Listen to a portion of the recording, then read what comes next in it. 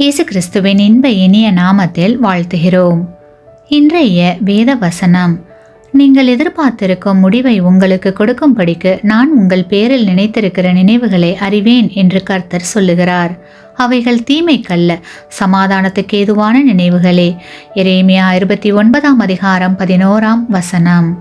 Today's Bible verse: For I know the thoughts that I think toward you, says the Lord, thoughts of peace and not of evil, to give you a future and a hope. Jeremiah chapter 29 verse 11. கிறிஸ்துவுக்குள் அன்பானவர்களே, உங்களுடைய வாழ்க்கையில் நீங்கள் ஒவ்வொரு நாளும் அநேக காரியங்களை குறித்து வேண்டுதல் செய்வீர்கள். சில சமயங்களில் ஏன் கர்த்தர் இன்னும் நம்முடைய வேண்டுதல்களை நிறைவேற்றவில்லை என்று உங்களுடைய மனதில் தோன்றலாம்.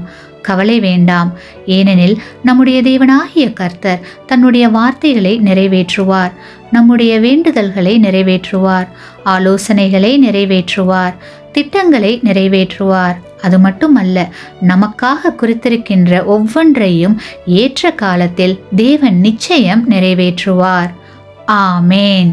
நீங்கள் பெற்ற இந்த ஆசீர்வாதத்தை மற்றவர்களோடு பகிர்ந்து கொள்ளுங்கள்.